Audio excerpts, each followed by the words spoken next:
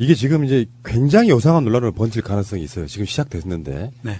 북한 고위급 대표단 이제 폐막식 때 또 오는 거예요. 김영철 통전부장이면서 현재 노동당 중앙위원회 부위원장인 김영철 부위원장이 지금 폐막식에 참석하는데요. 니성권 저평통위원장보다 더 직계에 있는 더 높은 자리에 있는 거예요. 네, 쉽게 말해서 완투쓰리 다 온 겁니다. 네. 네. 완투쓰리 다 오는 거예요. 근데 그리고, 문제는 빨리 그쪽으로 저는 그 논란으로 가고 싶은데 어쨌건 김영철 통일선전부장이 내려오고 2박 3일 일정으로 지금 우리나라에 내려온다는 거거든요. 네, 대통령이 직접 만나겠다고 또 선언하셨죠. 네. 그리고 23일에는 방송 나가는 오늘이에요. 23일에는 이방카가 또 옵니다. 예. 이방카는 공식 직책이 있어요. 백악관의 선임 고문이에요. 비선 실세라고도 하죠. 문고리 3인방 중에 한 명이죠. 아니 한국의 비선 실세 논란 국정농단 사태를 보고 트럼프가 자리를 만들어준 거예요. 그렇죠. 그렇죠. 맞아요. 공적인 자리를 만들어줘야 되는 만들어준 거예요. 그래서 오르내리고 이런 이상한 얘기가 없어지니까 공적인 자리를 주는 그러니까 지금 김정은도 김여정을 그대로 두면 비선 실세가 되는 거잖아요. 그래서 자리 하나 만들어준 거다 이렇게 보거든요. 쉽게 말해서 법인 카드를 쓸 수 있는 거죠. 그렇죠.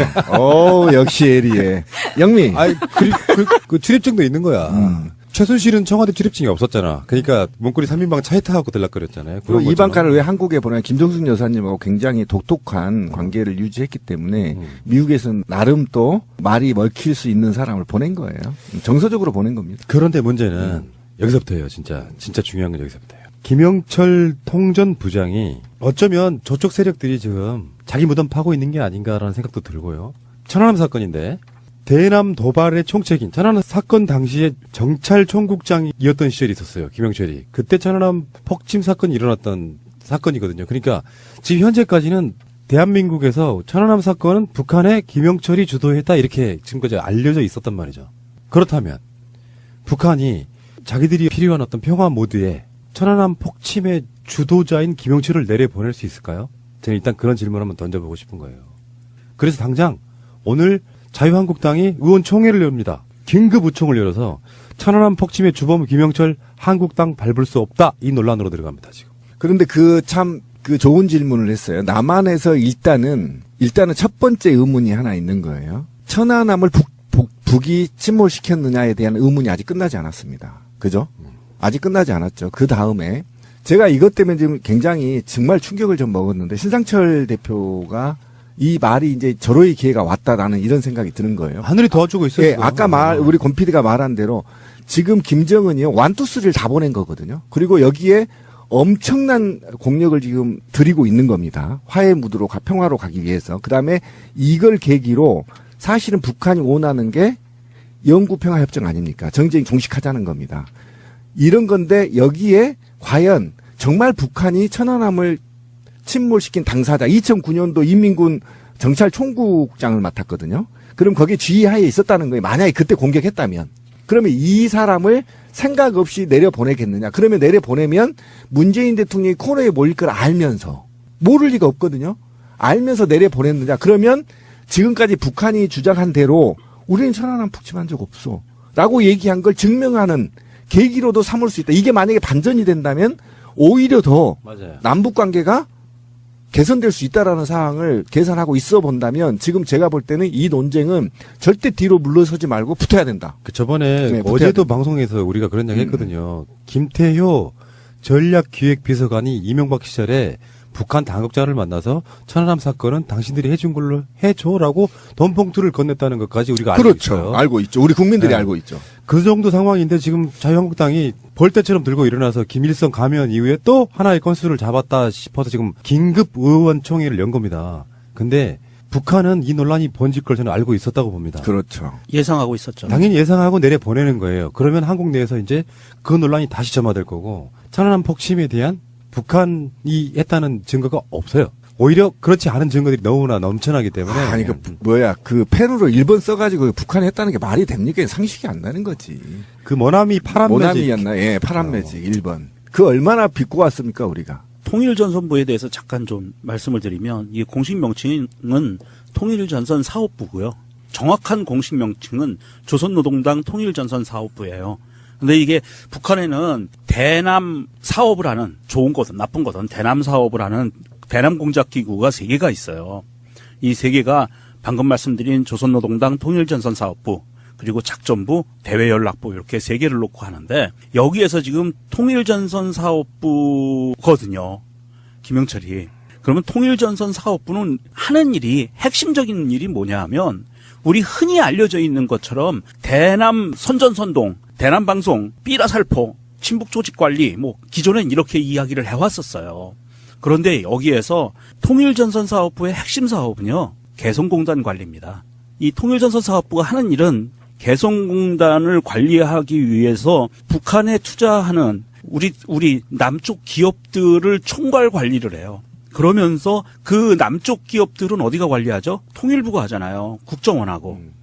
이 두 기관과 직접적인 연락 채널을 담당하고 있는 게 통일전선 사업부예요. 무슨 말씀이냐 하면 예전에는 서로 막 총뿌리 겨누고 정말 죽일 놈 살릴 놈 하던 시절에는 적이었지만 그 이면에 그 속에서 어떻게든 대화 채널을 유지하면서 교류를 해가던 사업부 중에 하나가 통일전선 사업부라는 거예요. 굉장히 중요한 겁니다. 그래서 개성공단이 곧 열린다는 말이 이제 여기서 나오는 거죠. 예, 그래서 제가 예측하기에는 이 통일전선 사업부장인 김영철이 온다는 의미는 이 김영철을 맞대면할 수 있는 우리나라의 최고 당국자가 누구냐? 국정원장이거든요. 반드시 김영철이 오면 우리 서훈 국정원장을 독대하게 돼 있어요. 그리고 바로 다이렉트 연락 채널을 만드는 겁니다. 그렇죠. 그리고 그 다음 단계가 뭐냐 하면 개성공단을 회복하는 것이 목적이 될 수가 있어요. 그만큼 중요한 사업이라고 남북이 공히 인정했던 사업이었고 이것이 오이사 조치로 말도 안 되게 천안함 폭침이라는 그런 말도 안 되는 논리로 인해서 북한과 완전 대결 구도를 다시 몰고 갔던 이명박 정권이 정권 하에서 이런 문제가 벌어졌는데 이것을 다시 회복하기 위해서는 통일전선 사업부하고 국정원 통일부가 합치지 않으면 회복이 안 돼요. 금강산 관광도 그렇고요. 그렇죠. 근데 어쨌든 와서 만약 김영철 부위원장이 와서 천안함 우리가 북침 안 했습니다. 이렇게 침몰시키지 않았습니다. 이렇게 한마디 해줄 수도 있다. 저는 이런 생각이 들어요. 아, 거기까지 반전이죠. 거기까지는 너무 이게 큰 선물을 주지 않을까. 이건 상전벽해라고밖에 볼 수 없는 게 어제 방송에 똑같이 이야기했는데 남북 관계가 경색된 게 천안함 사건이잖아요. 그렇죠. 그리고 오이사서치로 쭉 이어졌단 말이에요. 그 당사자로 지목된 사람이 그러니까 우리는 그렇게 일반 언론들은 그렇게 알고 있는 거잖아. 저쪽이 그랬건 안 그랬건 상관없이. 근데 그 당사자가 이 예민한 시기에 자기 이름을 걸고 내려온다. 더군다나 김영철은 지금 대북 제재 대상 중에 하나예요. 네, 그렇죠. 맞습니다. 유엔에서 하는 거. 네. 그러니까 그 상태에서 내려온다고 하는 거는 이 논란이 증폭되면서 사실은 천안함을 폭침으로 조작한 세력 엿먹어라. 그런 의도가 있다고 바로 보는 그겁니다. 거예요. 그래서 자유한국당이 지금 발끈하고 의원총회를 했던 이유가 뭐냐면 만약에 김영철이 말 한마디 제가 원하는 대로 말 한마디 잘못하면 자유한국당 영구 해체고요. 그리고 이 나라의 보수 세력들은 앞으로 향후 30년 동안 정권을 못 잡아요. 천안함 진실이 밝혀지면 우리 그렇게 알고 있었잖아요. 그 하나만 밝혀지면 그렇다고 네. 치면 예, 이게 지금 간단치가 않아요. 자유한국당하고 이 MB 쪽에서는 이거 초긴장 상태에 지금 돌입할 수밖에 없는 상황에서 성명서 내고 개지랄을 하고 있는 겁니다. 지금. 자, 지금 여러분들이 잊어버리셨을까봐 천안함 사건을 딱 한 줄로 정리해드리면 천안함이 북한의 어뢰를 맞았는데 직접 맞은 게 아닙니다. 배 바로 밑에서 폭발하면서 버블제트가 돼서 그게 배가 쪼개진 사건이라고 하는데 그 증거 있냐라고 물으니까 갑자기 고철 덩어리인 어뢰 하나가 등장하죠. 그렇죠. 그 어뢰를 보고 그게 북한 어뢰라는 증거 있냐 했더니 파란 매직 일본으로 써서 썼죠. 보관했던 게 꺼내 나와졌고요. 그 안에는 천안함 사건 때 건졌다고 볼 수 없을 만큼 굉장히 오래된 어뢰 속에 가리비 같은 게 발견된 사건이에요. 아예 거기서 성장했던 가리비 못 나와 좁아서. 그러니까 어떤 사람이 살인 사건을 냈는데 죽인 무기가 뭐냐고 할 때 그 어뢰를 끄집어내서 이걸로 천안함을 폭침시켰어 했던 그렇죠. 사건인데 북한이 천안함을 폭침시켰다는 증거는 단 한 가지도 없습니다. 없습니다. 그리고 만약에 북한이 시켰다고 쳐 세계 최고의 미국도 없는 기술을 보유하고 있는 겁니다. 저는요, 정권 교체가 돼서 천안함 사건은 언제 재조사하나 생각했었거든요. 근데 이게 재판 중인 사안이기도 하고 그래서 아직 안 지금 끝났어요. 재판 중에 있죠. 신상철님 예. 지금 7년째 저러고 있는데. 대박 났습니다 지금. 그러고 있는데 셀프로 사건을 다시 논란을 증폭시켜주니 얼마나 좋아? 역시 새가 날아든다가 오랜 시간 동안 여기저기 이렇게 발을 담궜던 보람이 있다 오늘부로. 그거를 전문용어로 새날 빨. 네, 그렇게 얘기하죠. 저는 이제 곰곰이 생각을 해봤어요. 왜 김영철과 김여정 1, 2, 3, 4를 다 남한에 내려보내느냐. 근데 김영철은 사실은 우리가 잘못할 수도 있어요. 국정원이 우리한테 잘못 심문할 수도 있어요. 대남 강경파라고 얘기를 하고 있는 거잖아요. 김영철이. 원래 이제 대남 강경파인데, 그러면 김정은 위원장이 왜 1, 2, 3, 4까지 다 내려보내느냐. 그럼 그 중에 이제 강경파들도 있단 말이죠. 그런데 이 강경파들을 내려보내면서 남한이 어떻게 하고 있는 걸 직접 와보는 거 아닙니까? 그리고 남한 대통령도 만나고 또 남한 시설들을 두루두루 걸칠 거란 말이죠. 그다음에 당국자들을 직접 또 만날 거라. 아까 말하신 대로 명령님 말한 대로 이제 국정원장도 만날 테고 통일부 장관도 만날 테고 이러면서 남한의 실상을 좀 파악하게 될 거다.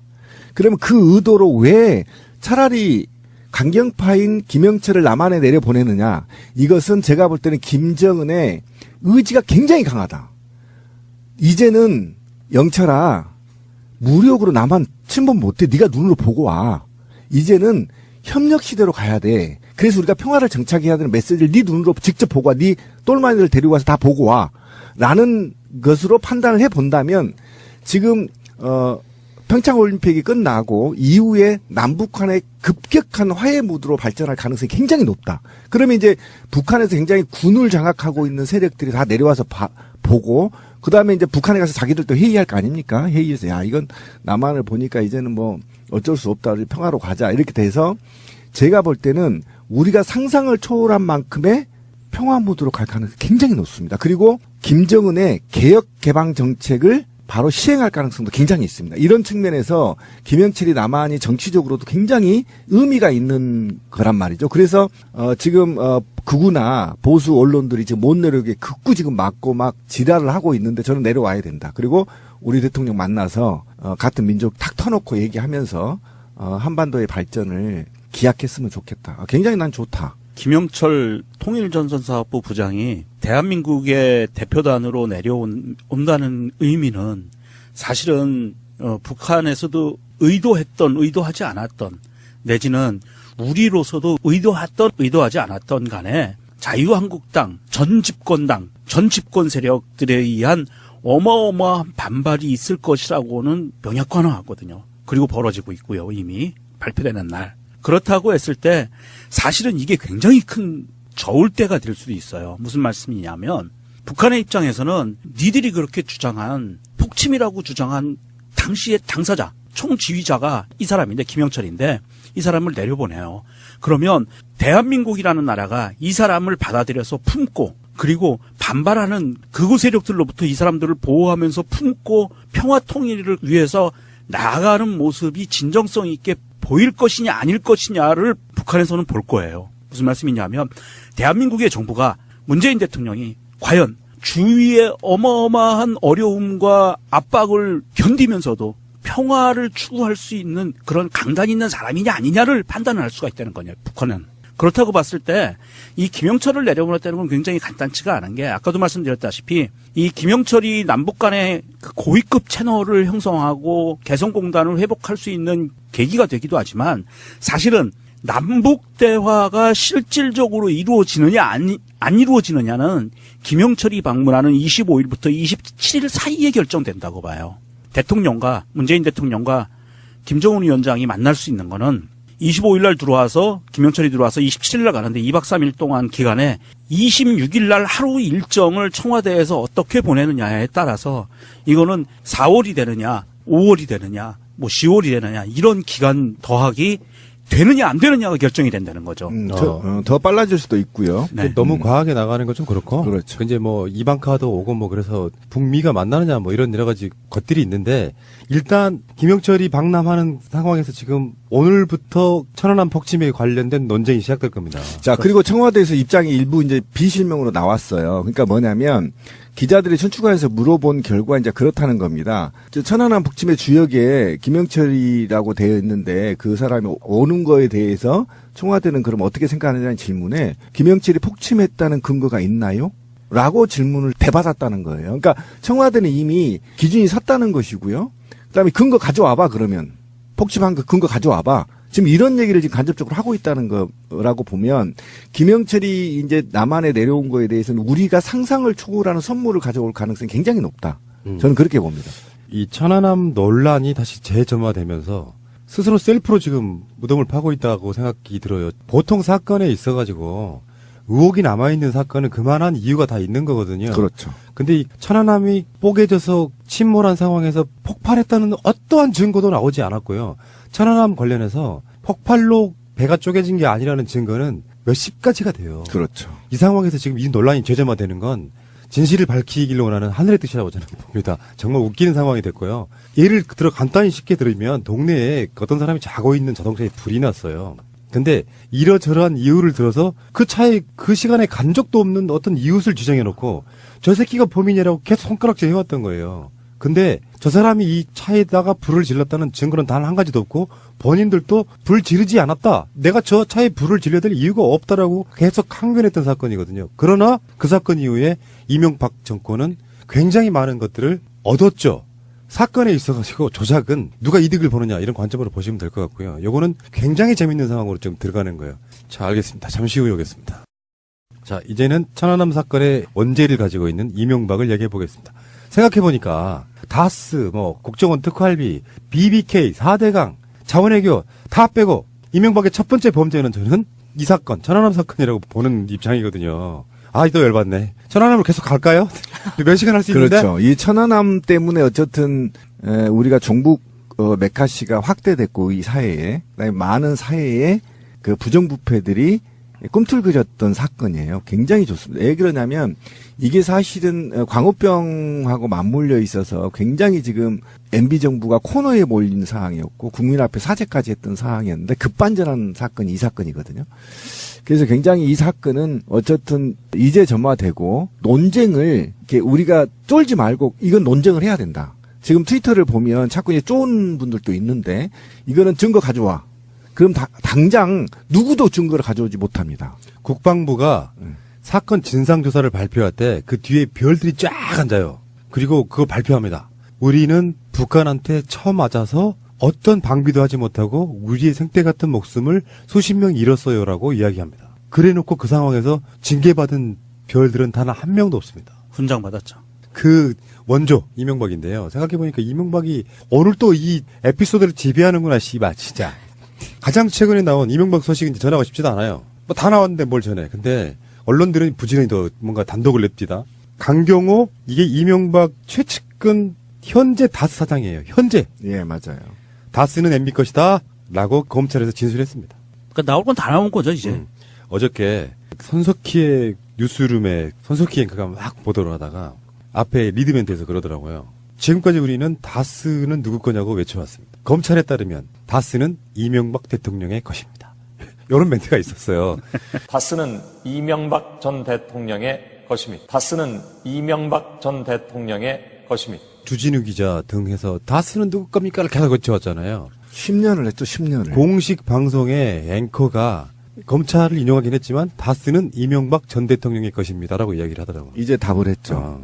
그런데 강경호가 이쯤에서 자기도 불 수밖에 없었다는 게 1월 말에 이동영이 그 녹취록에 의하면 강경호가 나도 이제 옷을 벗어야 될 때가 온 것 같아 라고 말하는 부분이 나오거든요. 그래서 이 강경호에 대해서 조금 찾아봤더니 이 사람이 46년생이에요. 현대그룹 공채 출신이고 한라중공업 사장을 했고 한라그룹 부회장을 했습니다. 이명박이 서울시장이던 2003년부터 서울메트로 사장을 했고요. MB 정부 초기에 2008년 6월 코레일 철도공사 사장에 취임을 합니다. 그렇지만 5개월 만에 강원랜드 관계자로부터 금품을 받은 혐의로 사임을 하게 되고요. 여기서 징역 1년 2월에 집행유예 2년을 받고 추징금 5천만 원을 선고받습니다. 그 이후에 바로 2009년 6월에 다스 사장에 취임을 하게 됐는데요. 이 사람의 집안을 보면 약간 재밌는 게 부인이 여명구 씨라고 서양 화가예요. 잘 알려지진 않았지만 이 사람이 여운상 변호사의 딸입니다. 이 여운상 변호사는 영운형과 친인척 관계에 있고요. 이 사람이 중앙지검 차장검사 출신이지만 지금 현재는 변호사로 되어 있는데 나이가 워낙 많으셔도 1919년생이에요. 근데 이 사람이 인혁당 사건에 해서 검찰에 저항하면서 사직을 해서 변호사가 된 사람이더라고요. 그러니까 집안 자체는 어떻게 보면 약간 아까운 거예요. 이 사람이. 돌연변이네. 돌연변이네. 딸이 이 사람하고 결혼을 그렇죠. 해서 어쨌든 MB와의 인연을 가져서 이렇게 됐는데 사실은 이 다스에서 사장을 하고 있는 거 말고 이 사람의 큰 죄는 여기에 있다고 봐요. 유진 메트로컴. 맞아요.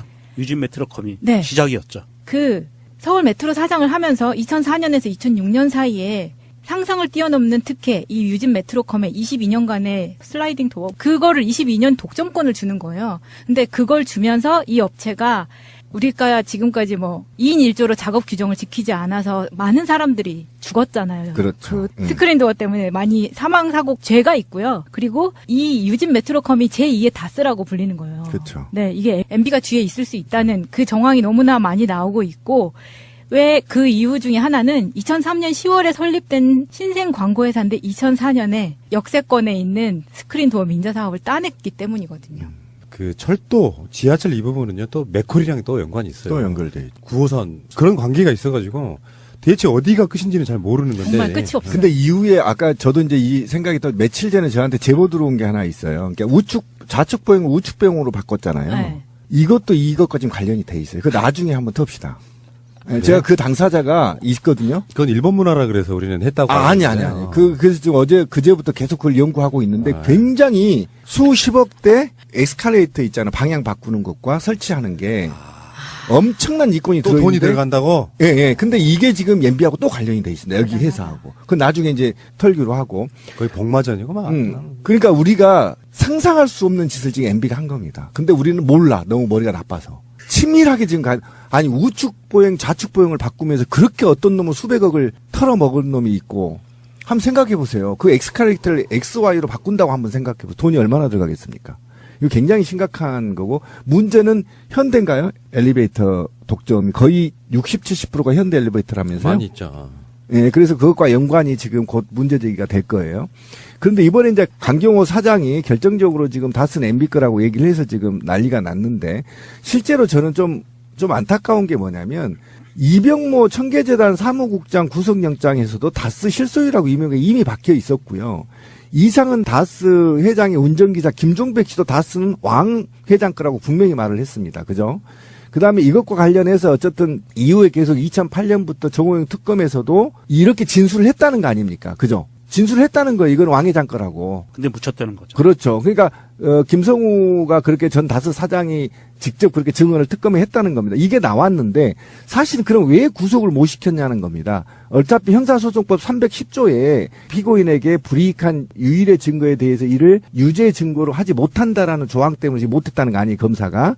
그런데 문제는 그 이후에도 말이죠. 이명박이 금고지기라고 알려져 이병모가 도곡동 땅이 이명박 거라고 얘기를 했잖아요. 이미 지금 우리가 알고 있는 걸 제가 한번 되씹어 보는 겁니다. 그다음에 이명박의 금고지기였던 이영배 김건 대표도 도곡동 땅이 이명박 거라고 진술을 했단 말이죠. 이게 지금 과정이에요. 그다음에 이명박과 이시영이 이상은 회장한테 돈을 도곡동 판 돈을 돌려달라고 요구를 했잖아요. 이것도 지금 체크가 된 거란 말이죠. 그런데 왜 검찰은 그동안에 구속영장을 발부하지 못했느냐 이겁니다. 그런데 사실은 우리가 강경호의 다스 사장의 증언이 결정적이라고 하는데 사실은 그게 아니었다는 거예요. 제가 제일 분노한 영포빌딩 지하 벙커에 결정적 증거가 나왔다는 겁니다. 그렇죠. 그건 맞고요. 예. 이게 더 재밌는 게 한 번 털었잖아. 털고 나면 다시 안 오겠지 해가지고 또 거기다 집어넣는 거야. 그래서 그걸 다시 턴 거야. 씨발 잔머리에다 걸렸구만. 아, 옛날에 그 전쟁 나면은 포탄 떨어진 구덩이에 숨으면 또안 터진다고. 또 안 떨어진다라는 그런 맞아요. 속설이 있는데 그거를 믿은 거죠. 그런데 제가 그렇게 불러드렸던 거는 검찰이 얼마만큼 심사숙고했는지가 나올 수 있다는 거죠. 왜 그러냐면 일반 자범 같은 경우는 그냥 이 혐의는 벌써 구속입니다. 이 정도면. 증거가 지금 5명이 왜 그러냐면 다스의 종잣돈이었던 도곡동 땅이 MB 거라고 밝혀지면 끝인 겁니다. 다스는 MB 거예요. 이게 지금 강경호 사장이 다스는 MB 것이다. 그리고 자기가 인사결정권 같은 것은 시영이가 했다. 이명박의 아들이 그렇죠. 했다. 예. 그리고 자기는 시키는 대로만 했다. 이게 왜 중요하냐면 이게 다른 사람들이 얘기할 때는 정황 증거밖에 안 되거든요. 증거 능력이 확실하게 갖춰지지 않았는데 강경호 사장은 현 사장이에요.